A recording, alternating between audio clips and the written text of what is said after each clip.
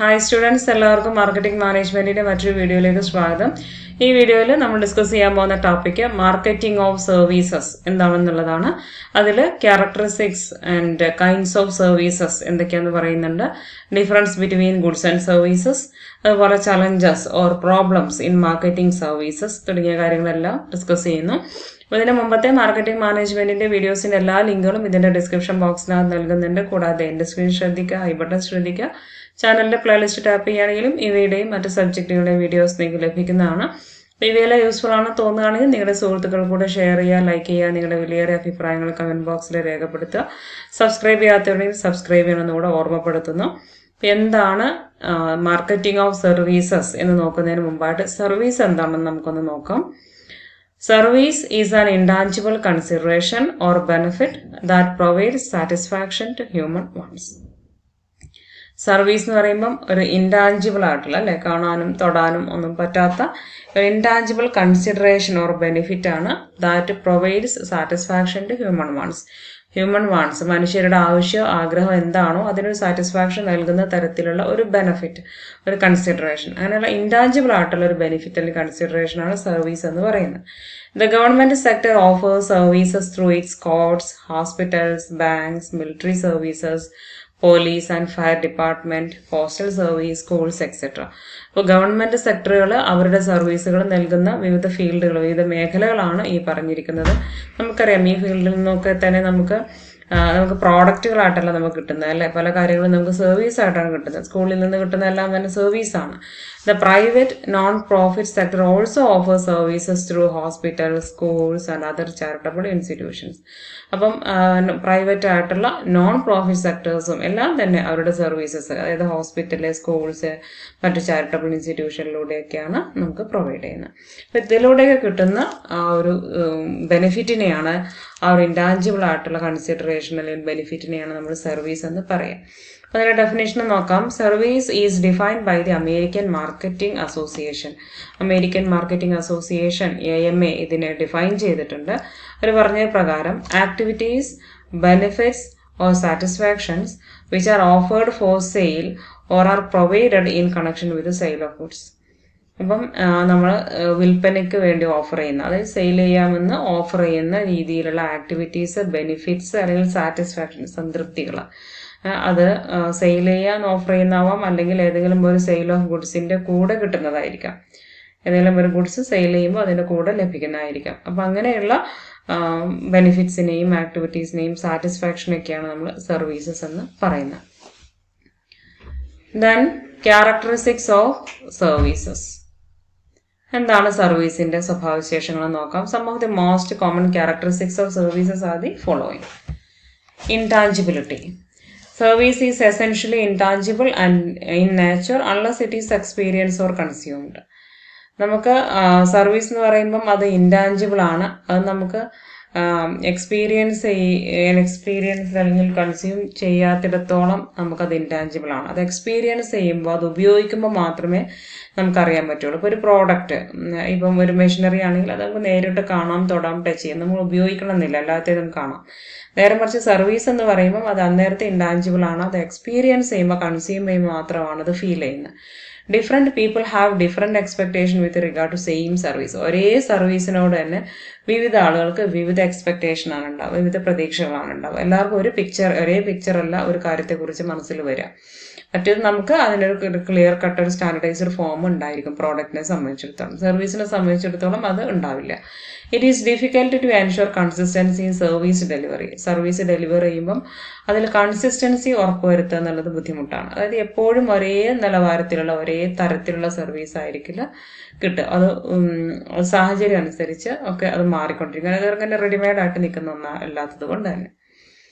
Then inseparability. വേർതിരിക്കാൻ പറ്റില്ല. Service are produced and caused simultaneously. Service produce ചെയ്യുന്നതും അത് അനുഭവേദ്യമാകുന്നതും ഒരേ സമയത്താണ്.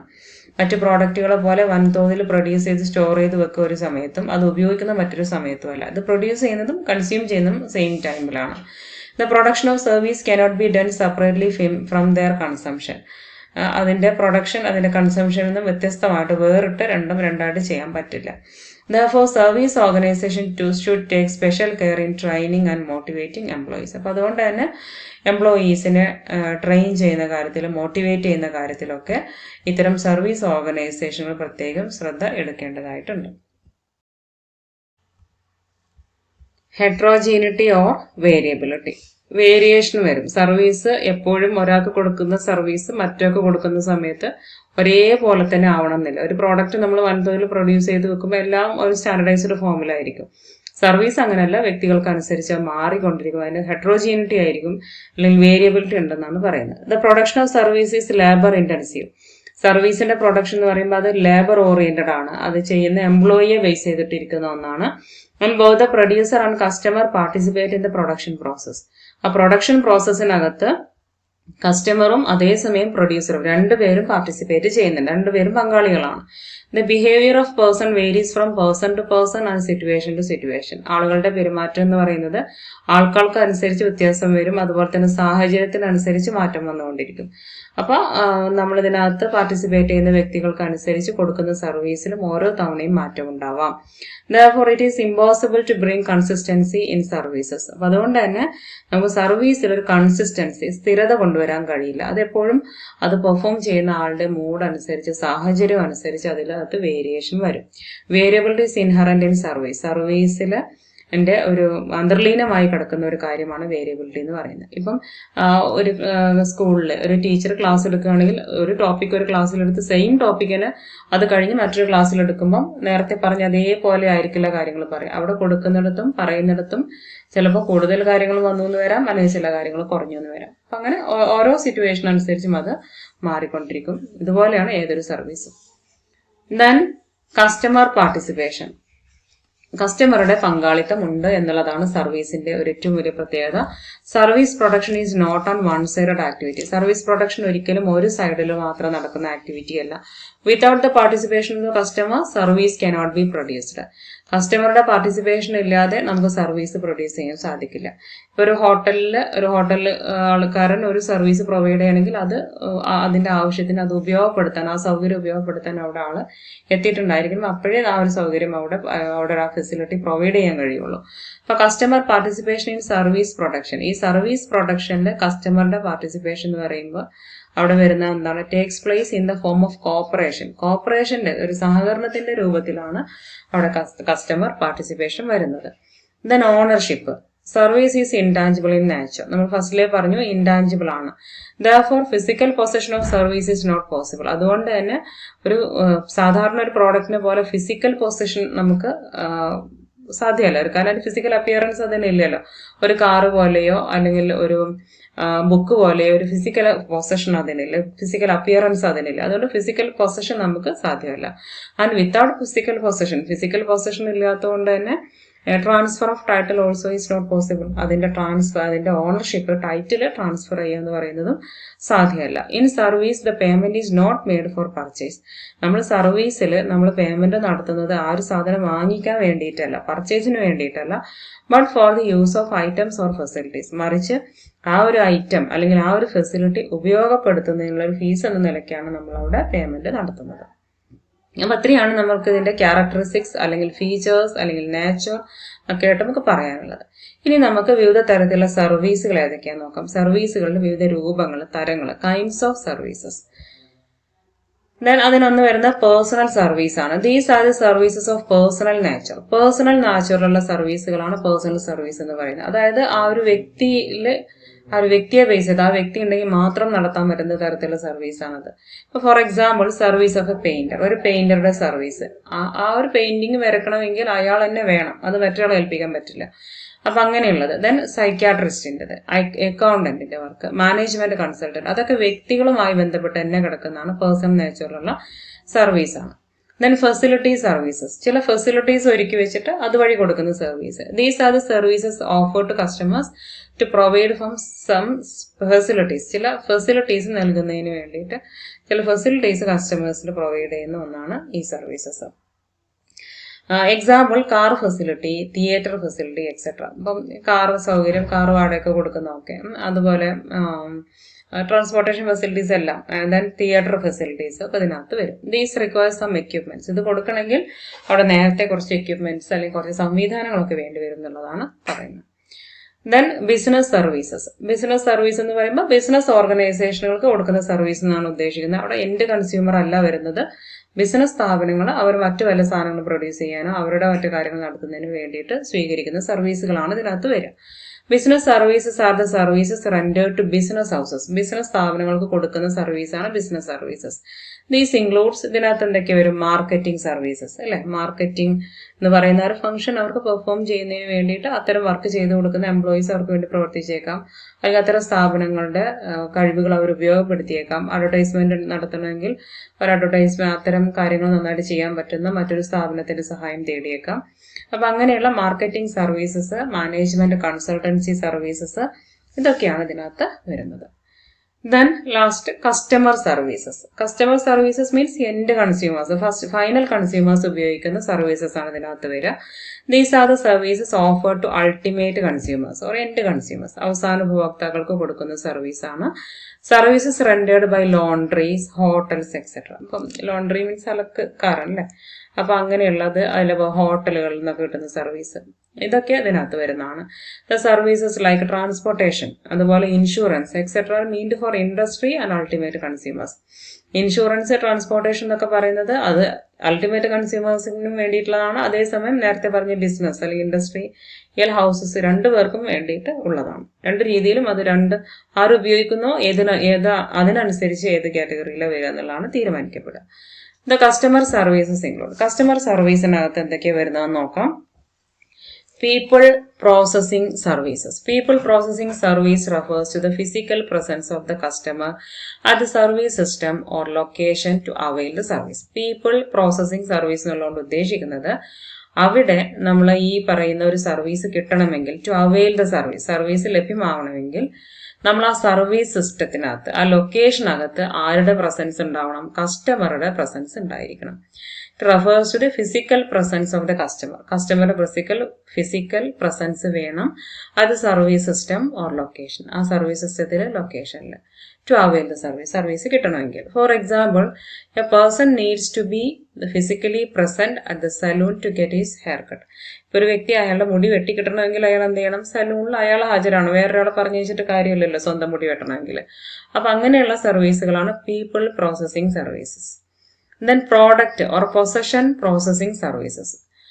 Such services are related to specific product or its possession with limited or no involvement of the customer. കസ്റ്റമറുടെ പരിമിതമായ ഒരു പ്രസൻസേ വേണ്ടുള്ളൂ, അല്ലെങ്കിൽ കസ്റ്റമറുടെ presence വേണമെന്നില്ല. അപ്പൊ ആ രീതിയിൽ ഒരു പർട്ടിക്കുലർ പ്രോഡക്റ്റ് അല്ലെങ്കിൽ അതിന്റെ പൊസഷനുമായി ബന്ധപ്പെട്ടുകൊണ്ട് വരുന്ന സർവീസുകളാണ് product or possession processing services എന്ന് പറയുന്നത്. So, for example, the services offered by packers and movers are primarily concerned with the safe shifting of customers' belongings. കസ്റ്റമറുടെ ഏതെങ്കിലും ബിലോങ്ങിങ്സ്, വസ്തുക്കളെ എന്ന് വെച്ചാൽ ഫർണിച്ചർ, ഇവിടെ എക്സാമ്പിൾ തന്നിട്ടുണ്ട്, that is furniture and assets from one place to another. നമ്മൾ കസ്റ്റമറുടെ ഏതെങ്കിലും ഒരു സാധനങ്ങൾ ഒരു സ്ഥലത്ത് നിന്ന് മറ്റൊരു സ്ഥലത്തേക്ക് ഷിഫ്റ്റ് ചെയ്യുക. അപ്പൊ ആ ഒരു വർക്ക് ഒരു പാക്കേഴ്സ് അല്ലെങ്കിൽ മൂവേഴ്സ് അവരത് ചെയ്യും. അത് ചെയ്യുമ്പം അവരുടെ ഒരു പ്രസൻസ് അവിടെ വേണമെന്നില്ല. അവരില്ലെങ്കിൽ പോലും അവർ ചെറിയ തോതിൽ കൂടെ ഉണ്ടെങ്കിൽ ജസ്റ്റ് എടുക്കുന്നിടത്തോ അല്ലെങ്കിൽ ഇറക്കുന്നിടത്തോ എവിടെയെങ്കിലൊക്കെ കസ്റ്റമറുടെ ആവശ്യമുള്ളൂ. അപ്പൊ അത്തരത്തിലുള്ള സർവീസുകളാണ് എന്ത് വരുന്നത്? പ്രോഡക്റ്റ് ഓർ പൊസഷൻ പ്രോസസിംഗ് സർവീസിനകത്ത് വരുന്നത്. The services offered by packers and movers. Packers അതുപോലെ മൂവേഴ്സ് ഒരിടത്തുനിന്ന് ഒരിടത്തേക്ക് സാധനം കൊണ്ട് കൊടുക്കുന്നവർ ചെയ്യുന്ന സർവീസ് ഒക്കെ ഇതിനകത്താണ് വരിക. ഓക്കെ, അപ്പൊ primarily concern with the safe shifting of customer belongings. കസ്റ്റമറുടെ ബിലോങ്ങിങ്സ്, അവരുടെ സ്വന്തം വസ്തുക്കൾ എന്തെങ്കിലും വളരെ സേഫ് ആയിട്ട് ഒരിടത്തുനിന്ന് ഒരിടത്തേക്ക് ഷിഫ്റ്റ് ചെയ്ത് കൊടുക്കുന്ന സർവീസുകളൊക്കെ ഇതിനകത്താണ് വരുന്നത്. Then mental stimulus processing services. Mental ആയിട്ടുള്ള സ്റ്റിമുലസുകൾ പ്രോസസ് ചെയ്യുന്ന services. The services which influence the customers mental ability, religious belief, behavior, perception, lifestyle and attitude are termed as mental stimulus processing services. നമ്മുടെ mental stimulus അല്ലെ, നമ്മളെ മാനസികമായിട്ടുള്ള സ്റ്റിമുലസിനെ process ചെയ്യുന്ന സർവീസുകൾ. ഇതിനകത്ത് ഏതൊക്കെയാ വരുന്നത്? കസ്റ്റമേഴ്സിന്റെ മെന്റൽ എബിലിറ്റിയെ സ്വാധീനിക്കുന്ന സർവീസുകളാണ് ഇതിനകത്ത് വരിക. അത് ഏതൊക്കെ വരും? മെന്റൽ എബിലിറ്റീസിനെ സ്വാധീനിക്കുന്ന വരും, റിലീജിയസ് ബിലീഫ്സ് അല്ലെ, മതപരമായ വിശ്വാസങ്ങൾ, ബിഹേവിയർ, പെർസെപ്ഷൻ, കാഴ്ചപ്പാടുകൾ, ലൈഫ് സ്റ്റൈല്, ആറ്റിറ്റ്യൂഡ്, ഇതിനൊക്കെ സ്വാധീനിക്കുന്ന കാര്യങ്ങളാണ് ഇതിനകത്ത് വരുന്നത്. Educational institutions deliver knowledge which develops the mental ability of a person. Educational institutions കൊടുക്കുന്ന നോളജ് അത് ഒരു വ്യക്തിയുടെ മെന്റൽ എബിലിറ്റിയെ വർദ്ധിപ്പിക്കും. അതുകൊണ്ട് എഡ്യൂക്കേഷണൽ ഇൻസ്റ്റിറ്റ്യൂഷൻസ് കൊടുക്കുന്ന സർവീസസ് ഏതിന്റെ പേരിൽ ഏതിനകത്താണ് വരുന്നത്? മെന്റൽ സ്റ്റിമുലസ് പ്രോസസ്സിംഗ് സർവീസിനകത്താണ് വരുന്നത്. Then information processing services. These are a unique form of intangible products. ഇതൊരു തരത്തിലുള്ള യുണീക്ക് ഫോമിലുള്ള ഇൻടാഞ്ചിബിൾ പ്രോഡക്റ്റ് ആണ്. where the information act as a product. ഇവിടുത്തെ പ്രോഡക്റ്റ് ആയിട്ട് നിലനിൽക്കുന്ന സാധനം ഏതാണ്? ഇൻഫോർമേഷൻ ആണ്. Or information technology is used, അല്ലെങ്കിൽ ഉപയോഗപ്പെടുന്ന information ടെക്നോളജിയാണ്. Such decisions are considered to be critical due to massive investment and high level of risk. അപ്പം വൻതോതിൽ investment നടത്തുന്നതിന് ഒക്കെ തന്നെയും ഇത്തരത്തിലുള്ള കാര്യങ്ങൾ, ഇത്തരത്തിലുള്ള ഡിസിഷൻസ്, ഇൻഫോർമേഷൻസ് ഒക്കെ തന്നെ വളരെ ക്രിട്ടിക്കൽ ആയിരിക്കും. For absolute customer involvement can be seen over here. അപ്പൊ അതുകൊണ്ട് തന്നെ ഇത്തരം മേഖലകളിൽ നല്ല രീതിയിലുള്ള കസ്റ്റമർ ഇൻവോൾവ്മെന്റ് നമുക്ക് കാണാവുന്നതാണ്. അപ്പോൾ ഇൻഫോർമേഷൻ പ്രധാനപ്പെട്ട ഒരു എലമെന്റ് ആയിട്ട് വരുന്നതാണ് ഇൻഫോർമേഷൻ പ്രോസസ്സിംഗ് സർവീസസ് എന്ന് പറയുന്നത്. Then difference between goods and services. ഗുഡ്സും സർവീസസും തമ്മിലുള്ള വ്യത്യാസങ്ങൾ എന്തൊക്കെയാണെന്ന് നോക്കാം നമുക്ക്. അതിന്റെ ബേസ് ഇവിടെ കൊടുത്തിട്ടുണ്ട്. then ഗുഡ്സ് ഫസ്റ്റ് കോളത്തിൽ, സർവീസസ് സെക്കൻഡ് കോളത്തിൽ. അപ്പൊ മീനിങ്ങിനകത്ത് എന്തൊക്കെയാ വരുന്നതെന്ന് നോക്കാം. Goods are the material items that services can be scene, touched or felt. Goods എന്ന് പറഞ്ഞു കഴിഞ്ഞാൽ അതിന് മീനിങ് അതൊരു മെറ്റീരിയൽ ഐറ്റം ആണ്. അവിടെ നമുക്ക് കാണാൻ പറ്റും, തൊടാൻ പറ്റും, ഫെൽറ്റ് ചെയ്യാൻ പറ്റും. അതേസമയം services are amenities, facilities or help provided by other people. മറ്റുള്ള വ്യക്തികളാൽ നൽകപ്പെടുന്ന സൗകര്യങ്ങൾ, അങ്ങനെ സഹായങ്ങൾ, ഇതൊക്കെയാണ് സർവീസ് എന്ന് പറയുന്നത്. പിന്നെ ഗുഡ്സിന്റെ നേച്ചർ എങ്ങനെയാണ്? ഗുഡ്സ് ആർ ടാഞ്ചിബിൾ ആണ്, services are intangible. Then transferability വെച്ച് നോക്കുകയാണെങ്കിൽ എങ്ങനെയാണ്? ഗുഡ്സിന്റെ ownership, the ownership of goods is transferable, അത് ട്രാൻസ്ഫർ ചെയ്യാൻ പറ്റും. അതേസമയം സർവീസിന്റെ the ownership of services is not transferable, transfer ചെയ്യാൻ കഴിയില്ല. ദെൻ ഇവാലുവേഷൻ നോക്കാം. The process of evaluating goods is very simple and easy. നമുക്ക് ഗുഡ്സിന്റെ ഇവാലുവേഷൻ വളരെ എളുപ്പമാണ് അല്ലെ. ഗുഡ്സ് കണ്ട് നമുക്ക് അതിന്റെ കളറോ സ്റ്റൈലോ അങ്ങനെയൊക്കെ നോക്കിയിട്ട് നമുക്ക് വേണോ വേണ്ടോ എന്നൊക്കെ തീരുമാനിക്കാം. ഇവാലുവേഷൻ കുറേയൊക്കെ സാധ്യമാണ്. The process of evaluating service is complicated. Service intangible ആണ്, നമുക്കത് കൺസ്യൂം ചെയ്യുമ്പോൾ മാത്രമേ ഇത് അറിയാൻ പറ്റുള്ളൂ. അപ്പൊ അതുകൊണ്ട് അതിന്റെ ഒരു ഇവാലുവേഷൻ നമുക്ക് നേരത്തെ ഉപയോഗിക്കുന്നതിന് മുമ്പേ നമുക്ക് പറയാൻ കഴിയില്ല. Then return. ഗുഡ്സ് നമുക്ക് തിരിച്ചേൽപ്പിക്കുന്ന കാര്യം. Goods can B return. Goods നമുക്ക് തിരിച്ചു കൊടുക്കാം, വേണമെങ്കിൽ തിരിച്ച് ഏൽപ്പിക്കാം. സർവീസ് ക്യാനോട്ട് ബി റിട്ടേൺ അല്ലെ. അത് പ്രൊഡ്യൂസ് ചെയ്യുമ്പോൾ തന്നെ കൺസ്യൂംഷനും കൂടെ നടക്കുകയാണ്. പിന്നെ തിരിച്ച് വേണ്ടാന്ന് പറഞ്ഞ് തിരിച്ചു കൊടുക്കാനോ മറ്റോ അല്ലെങ്കിൽ ഒരാളിൽ നിന്ന് ഒരാളിലേക്ക് കൈമാറാനോ ഒന്നും പറ്റില്ല. Then separable. Goods can be separated from the seller. Goods സെല്ലറിൽ നിന്നും സെപ്പറേറ്റ് ചെയ്യാം, അത് പ്രൊഡ്യൂസ് ചെയ്ത് മാറ്റി വെക്കുകയോ മറ്റൊരാളാൽ വിൽക്കുകയോ ഒക്കെ ചെയ്യാം. Services cannot be separated from the service provider. Service provide ചെയ്യുന്നവരിൽ നിന്നും ആ സർവീസിനെ വേർതിരിച്ചു വെക്കാൻ പറ്റില്ല, അത് അവരുമായിട്ട് ബന്ധപ്പെട്ട് കിടക്കുന്നതാണ്. Then variability. Goods can B identical. Goods എപ്പോഴും ഐഡന്റിക്കൽ ആയിരിക്കും, ഒരു സ്റ്റാൻഡർഡൈസ്ഡ് ഫോമിൽ പ്രൊഡ്യൂസ് ചെയ്തതാണ്. ഒരു കമ്പനി ഇറക്കുന്ന ഒരു പ്രത്യേക സീരീസിൽപ്പെട്ട കാറെല്ലാം സെയിം ആയിരിക്കും. Services are diversified. അത് ഓരോ സമയം അനുസരിച്ച് കൊടുക്കുന്ന സർവീസുകളും വ്യത്യസ്തമായേക്കാം. Then storage. Goods can be stored for use in future. Goods എന്ന് പറയുമ്പം അത് വൻതോതിൽ പ്രൊഡ്യൂസ് ചെയ്ത് ഫ്യൂച്ചറിൽ ആവശ്യത്തിന് വേണ്ടി സ്റ്റോർ ചെയ്ത് വെക്കാൻ പറ്റും. Services cannot B stored for use in future. നമ്മൾ പറഞ്ഞു പെരിഷബിൾ ആണ്, അതുകൊണ്ട് തന്നെ ഫ്യൂച്ചറിൽ ആവശ്യത്തിന് വേണ്ടിയിട്ട് സ്റ്റോർ ചെയ്യാൻ പറ്റില്ല. Then time lag. There is time lag between the production and consumption of goods. ഗുഡ്സിന്റെ പ്രൊഡക്ഷനും കൺസംഷന്റെയും ഇടയിൽ ഒരു ടൈം ലാഗ് ഉണ്ടാവും. പ്രൊഡക്ഷൻ ഒരു നേരത്ത്, അതിന്റെ കൺസംഷൻ മറ്റൊരു നേരത്താവാം. Provision and consumption of services ഒക്കെ സൈമുൾട്ടേനിയസ്ലി. സർവീസസിന്റെ പ്രൊഡക്ഷൻ ആണെങ്കിലും അതിന്റെ പ്രൊവിഷൻ ആണെങ്കിലും അതിന്റെ കൺസംഷൻ ആണെങ്കിലും ഒരേ സമയത്ത് തന്നെയാണ് നടക്കുക, അവയ്ക്കിടയിൽ ഒരു ടൈം ലാഗ് ഇല്ല. ദെൻ മാർക്കറ്റിംഗ് ഓഫ് സർവീസസ് എന്നുള്ളതാണ് നമ്മുടെ മെയിൻ ടോപ്പിക്. അതിന്റെ ഒരു ഇൻട്രൊഡക്ഷൻ എന്നുള്ള സർവീസ് എന്താ, വേരിയസ് കൈൻഡ്സ് ഓഫ് സർവീസ് എന്താന്നൊക്കെയാണ് നമ്മൾ പറഞ്ഞത്. ഇനി മാർക്കറ്റിംഗ് സർവീസസ്, അതിന്റെ മീനിങ് ആൻഡ് ഡെഫിനിഷൻ എന്താണെന്ന് നോക്കാം. Marketing of services or service marketing is a systematic and coordinated effort of service organization. ഒരു സർവീസ് ഓർഗനൈസേഷന്റെ വളരെ സിസ്റ്റമാറ്റിക് ആയിട്ടുള്ള കോർഡിനേറ്റഡ് ആയിട്ടുള്ള എഫേർട്ടുകളാണ് എന്തിനു വേണ്ടിയിട്ടാണത്? To expand its market by delivering the best possible services to its customers. ആ ഓർഗനൈസേഷന്റെ കസ്റ്റമേഴ്സിന് അതിനെ കൊണ്ട് സാധ്യമാകുന്ന വിധം ഏറ്റവും നല്ല ബെസ്റ്റ് പോസിബിൾ സർവീസസ് ഡെലിവർ ചെയ്തുകൊണ്ട് അതിന്റെ മാർക്കറ്റ് എക്സ്പാൻഡ് ചെയ്യുന്നതിന്, അല്ലെങ്കിൽ പുതിയ മാർക്കറ്റ് പിടിച്ചെടുക്കുന്നതിന്, അല്ലെങ്കിൽ കസ്റ്റമേഴ്സിനെ നിലനിർത്തുന്നതിനൊക്കെ വേണ്ടിയിട്ട് ഇങ്ങനെയുള്ള ഒരു സർവീസ് ഓർഗനൈസേഷൻ ചെയ്യുന്ന സിസ്റ്റമാറ്റിക് ആയിട്ടുള്ള കോർഡിനേറ്റഡ് ആയിട്ടുള്ള കുറെ പ്രവർത്തനങ്ങളെയാണ് നമ്മൾ സർവീസ് മാർക്കറ്റിംഗ് അല്ലെങ്കിൽ മാർക്കറ്റിംഗ് ഓഫ് സർവീസസ് എന്ന് പറയാം. മീൻസ് സർവീസുകൾ, ഒരു സ്ഥാപനം കൊടുക്കുന്ന സർവീസിനെ മാർക്കറ്റ് ചെയ്യുന്നതാണ് അത്. Marketing of services helps in achieving organization goals like improving profit, establishing leadership. Marketing of services എന്നുള്ളത് ഓർഗനൈസേഷന്റെ ലക്ഷ്യങ്ങൾ നേടുന്നതിന് സഹായിക്കും. ഏതുപോലത്തെ marketing organization goals? Like improving profit വർദ്ധിപ്പിക്കുക, എസ്റ്റാബ്ലിഷിംഗ് ലീഡർഷിപ്പ്, ആ ഒരു മാർക്കറ്റിൽ അവരുടെ ലീഡർഷിപ്പ് സ്ഥാപിച്ചെടുക്കുക, long term survival and growth, ദീർഘകാലാടിസ്ഥാനത്തിൽ നിലനിൽക്കുക, വളരുക, and satisfaction of consumers by rendering excellent services, വളരെ നല്ല സർവീസ് കൊടുത്തുകൊണ്ട് കൺസ്യൂമേഴ്സിന്റെ സാറ്റിസ്ഫാക്ഷൻ ഉണ്ടാക്കിയെടുക്കുക തുടങ്ങിയ ആ ഓർഗനൈസേഷന്റെ ലക്ഷ്യങ്ങൾ നേടുന്നതിന് ഇത്തരം മാർക്കറ്റിംഗ് ഓഫ് സർവീസസ് സ്ഥാപനത്തെ സഹായിക്കുന്നു എന്നാണ് പറയുന്നത്. അതായത് സർവീസ് മാർക്കറ്റ് ചെയ്യുന്നതിന് വേണ്ടി ചെയ്യുന്ന എല്ലാ പ്രവർത്തനങ്ങളും കൂടെ ചേർന്നാണ് marketing of services. Then service marketing is defined as, അതിന്റെ ഡെഫിനേഷൻ കൂടെ നോക്കാം. The integrated system of business activities, വിവിധ ആക്ടിവിറ്റീസ് ചേർന്ന ഒന്ന്, അതിന്റെ ഒരു ഇന്റഗ്രേറ്റഡ് സംയോജിത സിസ്റ്റമാണത്. അതായത് ഒത്തിരി ബിസിനസ് ആക്ടിവിറ്റീസ് ചേർന്നിട്ടുള്ള ഒന്നാണത്. അത് ഡിസൈൻ ചെയ്യുന്നത് എന്തിനു വേണ്ടിയിട്ടാണ്? Design to plan, price, promote and distribute appropriate services. അനുയോജ്യമായ സർവീസുകൾ പ്ലാൻ ചെയ്യുക, അതിന് പ്രൈസ് ചെയ്യുക, പ്രൊമോട്ട് ചെയ്യുക, ഡിസ്ട്രിബ്യൂട്ട് ചെയ്യുക ഒക്കെ ചെയ്യുന്നതിന് വേണ്ടിയിട്ടുള്ള ഇതാണിത്. അത് ചെയ്യുന്നത് for the benefit of existing and potential consumers to achieve organisation objectives.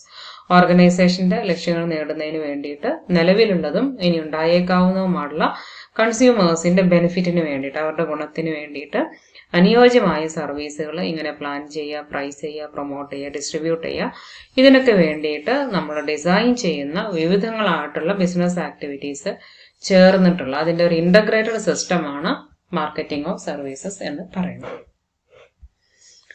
Then problems or challenges in marketing services. അപ്പം ഒരു സർവീസ് അതിന്റെ ലിമിറ്റേഷൻസ് എന്താ നമ്മൾ നേരത്തെ മനസ്സിലാക്കി കഴിഞ്ഞ ഫീച്ചേഴ്സ് ഒക്കെ പറയുന്നതിന്റെ കൂട്ടത്തിൽ തന്നെ. അപ്പൊ അതിൻ്റെതായ ഒരു പ്രോബ്ലംസ് ഒക്കെ തന്നെ ഇവിടെയും ഉണ്ടായിരിക്കും എന്നുള്ളതാണ്.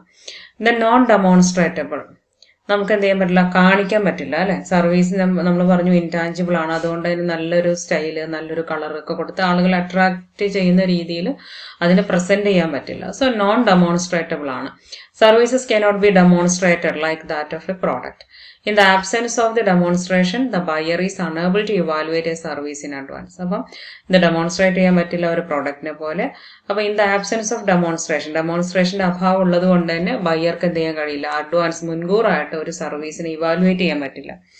അതിന് സാധ്യമല്ല. ഇതെങ്ങനെ ഇരിക്കും എന്നുള്ളത് അയാൾക്ക് പറയാനോ ചിന്തിക്കാനോ പറ്റില്ല. then cannot be stored, store ചെയ്യാൻ കഴിയില്ല അല്ലെ. A service business cannot stock services. ഒരു സർവീസ് ബിസിനസ്സിന് അതിന്റെ സർവീസുകൾ സ്റ്റോക്ക് ചെയ്യാൻ പറ്റില്ല. It cannot be produced in anticipation of demand മുന്നിൽ കണ്ടുകൊണ്ട് മുൻകൂറായിട്ട് പ്രൊഡ്യൂസ് ചെയ്ത് വെക്കാൻ പറ്റില്ല. then cannot be protected, അത് നമുക്ക് പ്രൊട്ടക്ട് ചെയ്യാൻ പറ്റില്ല. Services cannot be protected through patents, patent വഴിയോ മറ്റോ ഒരു സർവീസ് പ്രൊട്ടക്ട് ചെയ്യാൻ പറ്റില്ല. So it is easy to imitate the services done by one organization by another. കാരണം ഇത് ഒരു ഓർഗനൈസേഷൻ ചെയ്യുന്ന ഒരു സർവീസ് മറ്റൊരാൾക്ക് അതുപോലെ ഇമിറ്റേറ്റ് ചെയ്യാൻ സാധിക്കും. ഇപ്പം ഏതെങ്കിലും ഒരു പ്രത്യേക തരത്തിലുള്ള ഫുഡ് ഐറ്റം അങ്ങനെയുള്ളതോ എന്തെങ്കിലും ഒരു സർവീസ് കൊടുക്കുന്ന ഒരു സ്ഥാപനം ചെയ്ത് കഴിഞ്ഞാൽ അത് നല്ല മാർക്കറ്റ് ഉണ്ടെന്ന് കഴിഞ്ഞാൽ വേറെയുള്ള സ്ഥാപനം അതേപോലെ കോപ്പി ചെയ്ത് നമ്മൾ കാണാറുണ്ട് അല്ലേ. അപ്പൊ അതിനൊരിക്കലും അങ്ങനത്തെ സർവീസുകൾക്ക് പാറ്റന്റ് വാങ്ങിച്ചു വെക്കാൻ പലപ്പോഴും പറ്റില്ല. അത് മറ്റുള്ളവർ ഇമിറ്റേറ്റ് ചെയ്യുകയും നമുക്കതൊരു ഭീഷണിയാവുകയും ചെയ്യുമെന്നാണ് പറയുന്നത്.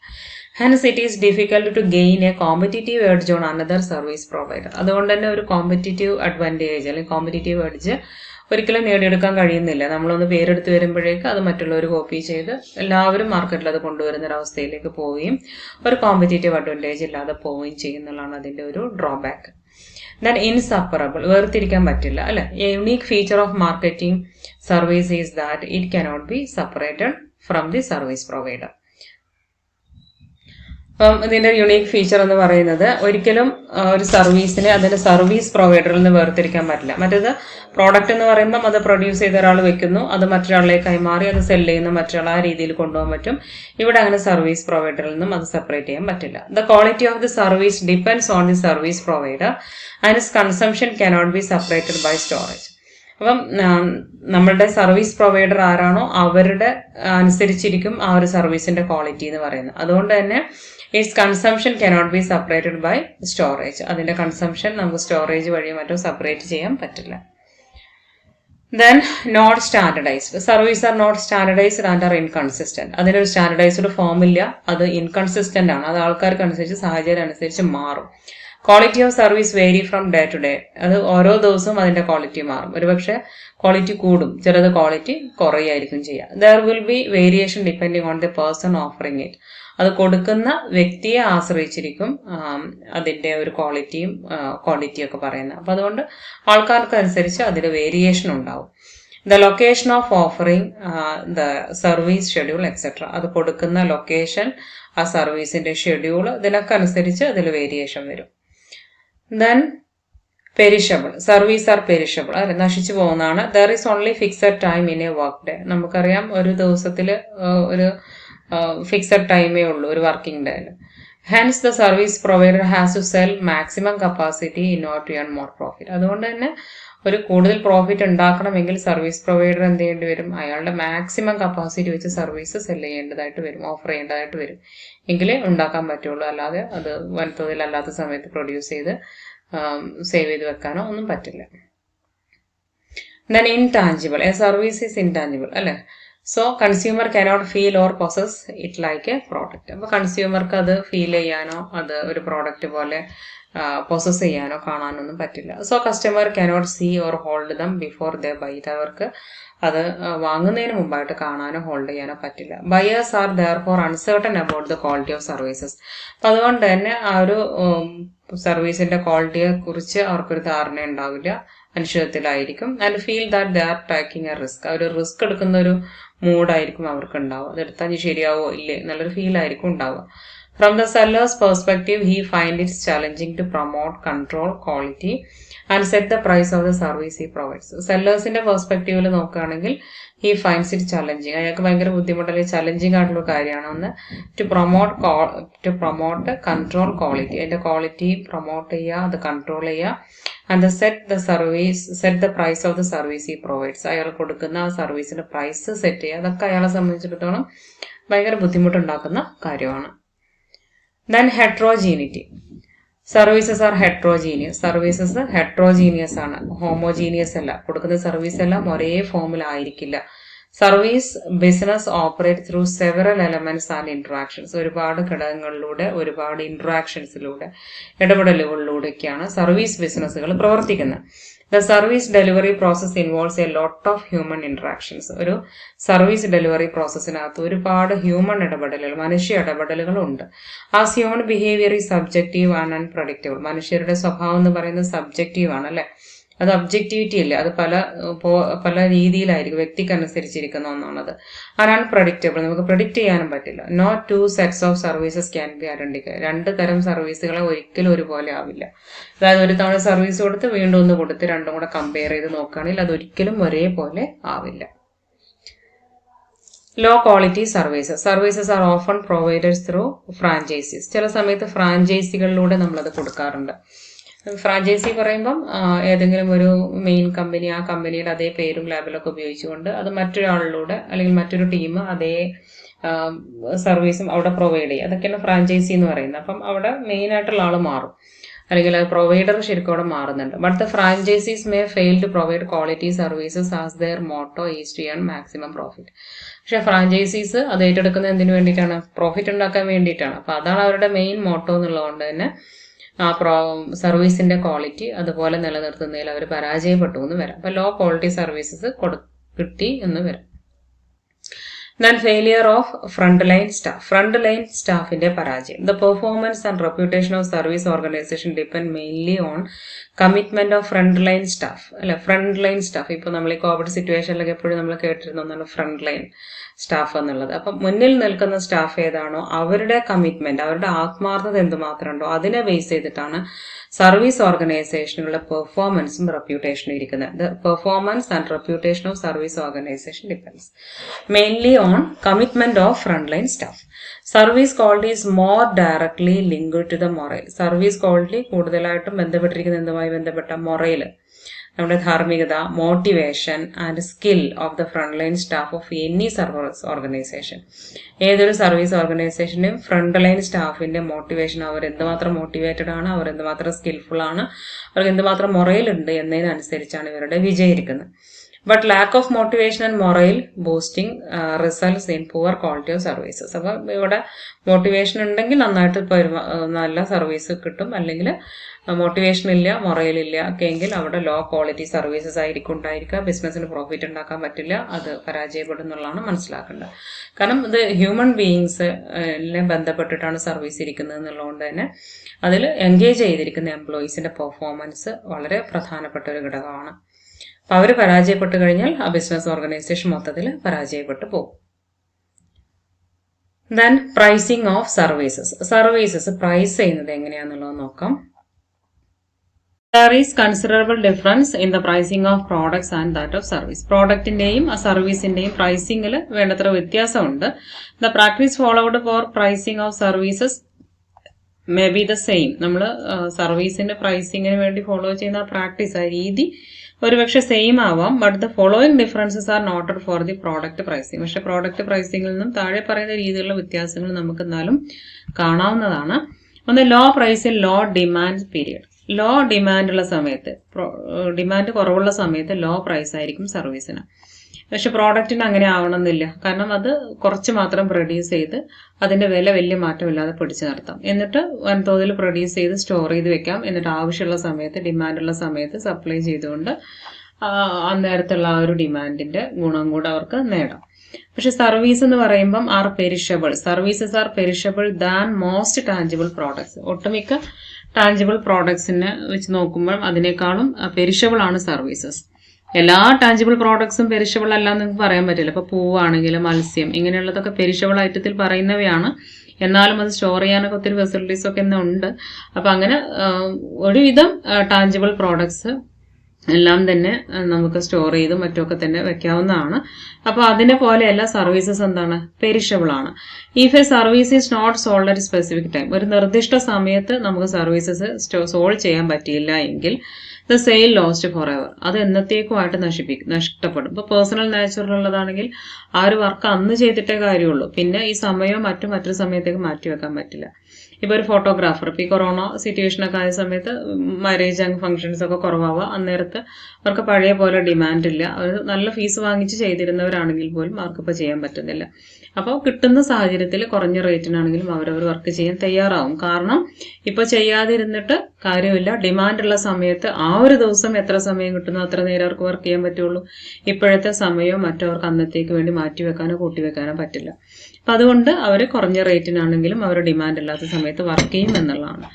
Service cannot be store. Services cannot be stored. Store ചെയ്യാൻ പറ്റില്ല. If a room in a hotel is not rented out, ഇപ്പം ഒരു ഹോട്ടലിലെ റൂം റെന്റ് ഔട്ട്, നമ്മൾ വാടക കൊടുക്കുന്നില്ല എങ്കിൽ the potential income is loss permanently, അത് എന്നത്തേക്കുമായിട്ട് അതിന്റെ ഇൻകം നഷ്ടപ്പെടും. പിന്നെ ഡിമാൻഡ് ഉണ്ടാകുന്ന സമയത്ത് ആ റൂം ഒരു ടീമിന് അന്നേരത്ത് ഉപയോഗിക്കാൻ പറ്റുള്ളൂ. അപ്പം അന്നേരത്ത് നമുക്ക് കൂടുതൽ ഇൻകം ഉണ്ടാക്കാൻ പറ്റുമോ? ഇല്ല. Because of this reason services are offered at low prices during periods of low demand. അപ്പൊ അതുകൊണ്ട് തന്നെ ലോ ഡിമാൻഡുള്ള സമയത്ത് അതിന് ലോ പ്രൈസും ലോ റെന്റൊക്കെ ആയിരിക്കും ഈടാക്കുക. അപ്പൊ അങ്ങനെ കുറഞ്ഞ റേറ്റിന് അത് ഓഫർ ചെയ്യുന്നതാണ് പറയുന്നത്.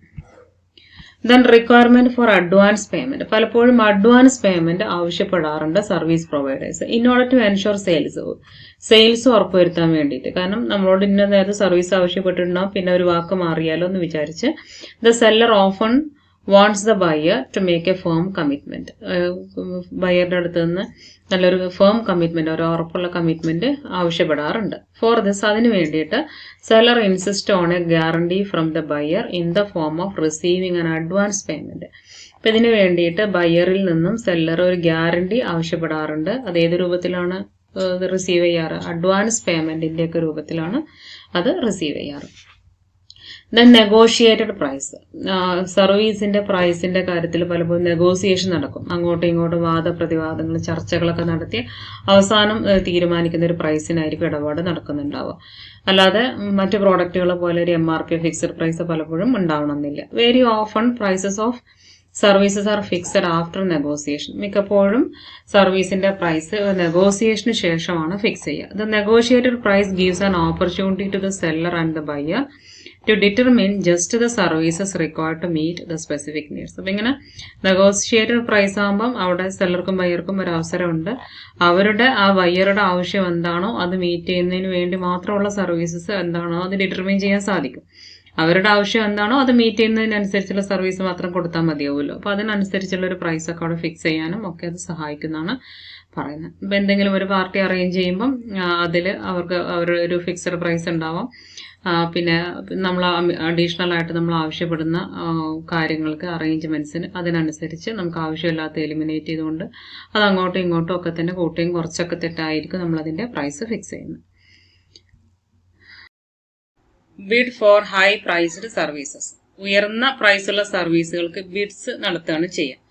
മീൻസ് ലേലം വിളി പോലെ, അല്ലെങ്കിൽ ഏറ്റവും കുറഞ്ഞ പ്രൈസിന് ആര് തരുന്നുവോ അവരെ കൊണ്ട് ചെയ്യിക്കുക എന്നുള്ള രീതിയിലേക്കാണ് കാര്യങ്ങൾ പോവുക. ഇൻ കേസ് ഓഫ് പ്രൊഫഷണൽ സർവീസിന്റെ കേസിൽ, അതുപോലെ highly specialised high price service, highly specialised ആയിട്ടുള്ള ഉയർന്ന പ്രൈസ് ഈടാക്കുന്ന സർവീസുകളുടെ കേസിൽ ബിഡിങ് ഈസ് വെരി കോമൺ. അവിടെ ബിഡിംഗ് ആണ് സാധാരണഗതിയിൽ നടത്താറുള്ളത്. For example, in construction works, നിർമ്മാണ മേഖലയിൽ tenders are given by inviting quotations. അവിടെ നമ്മൾ ടെൻഡർ കൊടുക്കുക എങ്ങനെയാണ്? കൊട്ടേഷൻസ് ക്ഷണിച്ചിട്ടാണ്. അപ്പൊ ഏറ്റവും കുറഞ്ഞ റേറ്റിൽ കൊട്ടേഷൻ തന്നവർക്കായിരിക്കും നമ്മളത്, കുറഞ്ഞ റേറ്റിൽ നമ്മൾ പറയുന്ന എല്ലാ സ്പെസിഫിക്കേഷനോട് കൂടി കാര്യങ്ങൾ ചെയ്യുന്നവർക്കായിരിക്കും നമ്മൾ ആ ബിൽഡിംഗ് വർക്കോ റോഡ് വർക്കോ പാലം പണിയോ എന്താ വെച്ചാൽ കൊടുക്കുന്നുണ്ടാവുക. അപ്പം ആ രീതിയിൽ ബിഡ്സിലൂടെയൊക്കെയാണ് സർവീസ്, ഹൈലി സ്പെഷ്യലൈസ്ഡ് ആയിട്ടുള്ള സർവീസുകളുടെയൊക്കെ പ്രൈസ് ഫിക്സ് ചെയ്യുന്നത്. ഈ രീതിയിലൊക്കെയാണ് സർവീസസിന്റെ പ്രൈസിങ്. ഇത്രയും കാര്യങ്ങളാണ് നമുക്ക് സർവീസിന്റെ മാർക്കറ്റിംഗുമായി ബന്ധപ്പെട്ട് പറയാനുള്ളത്. ഇനി നമുക്ക് റൂറൽ മാർക്കറ്റ്സ് ഇൻ ഇന്ത്യ എന്നുള്ള കാര്യമാണ് നമുക്ക് നെക്സ്റ്റ് വീഡിയോയിൽ പറയാനുള്ളത്. നെക്സ്റ്റ് വീഡിയോയിൽ കാണാം. Till then